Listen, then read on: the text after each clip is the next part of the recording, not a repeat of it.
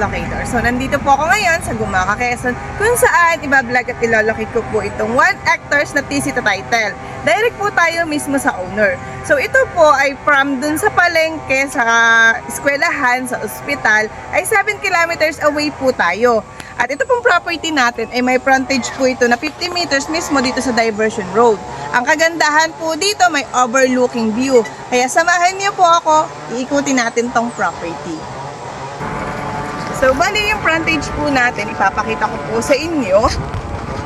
Dahil dito yung start po ng property natin. Bali may pinabuldoser po si client mismo na nadaanan po ng sasakyan. Pinabuldoser niya po para pasok yung sasakyan dito sa taas.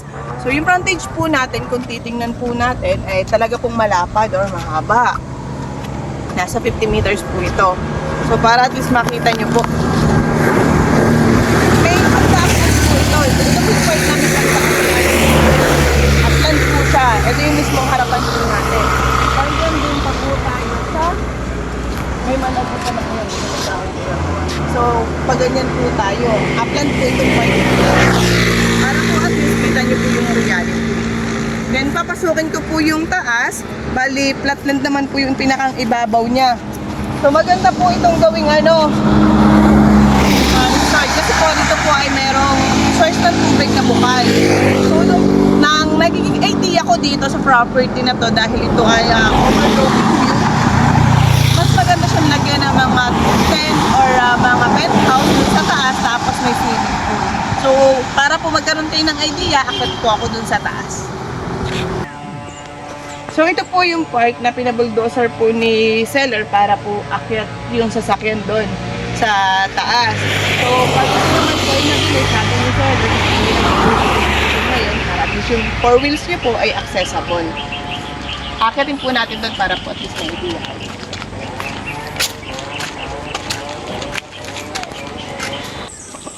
So, kung makikita nyo po, ayan. Yan dyan po yung pinakadaan ng sasakyan natin. Upland tayo dito sa taas. So, ang kagandahan naman po dito, ito po ay may tanim na almost 200 na dwarf na namumunga na po. So, may pagka-upland lang po itong part na ito para at least kita nyo po yung pinakang reality nitong ating property.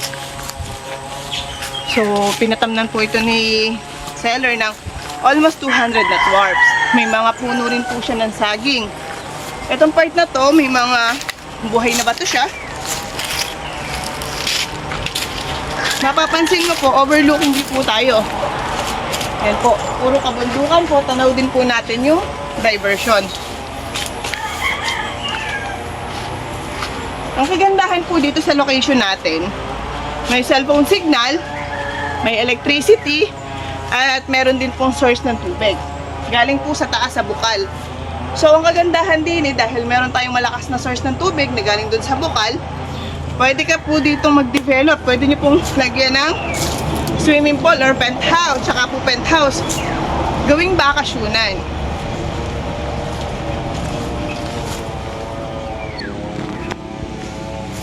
So, para at least kita nyo po yung reality.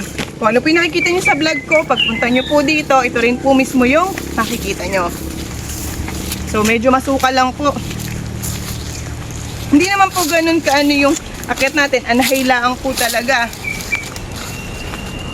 So, nasa inyo po kung paanong development po ang gagawin natin dito. Pero sa akin, kung ako magde-develop nito, mas maganda siyang gawing bakasyonan or penthouse na may swimming pool. Nakikita nyo po yung source ng tubig dito. Ipapakita ko po. Ayan. So, may ginawa siyang hose. Bali, nakapatay lang po doon. Meron siyang gate valve. Binubuksan lang po niya pag siya po ay nagdidilig ng mga gulay niyang tanim. Etong part pong to ay anahay. Then, ito pong kabilang part na to, kapantayan na po yan. Then, ito rin po ay medyo slope. Yan pong part na yan. Para po at least kita nyo po yung reality natin. Hanggang dun pa po tayo sa taas. Para at least po kitang-kita nyo kung ano yung napapanood nyo. Yan din po yung makikita nyo sa personal.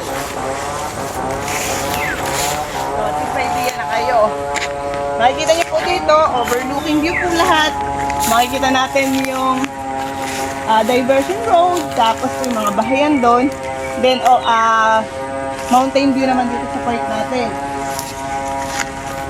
Kaya dun po sa mga naghahanap sa akin ng mga property na pwedeng gawing bakasyonan, pagbaba mo ng sasakyan ay property mo na, ito po yung best offer ko sa inyo. Along Diversion Road po ito.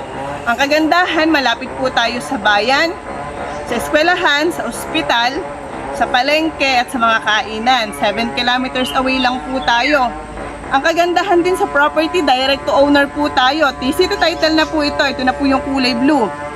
At ang kagandahan po, may source ng tubig, may source ng kuryente, may cellphone signal.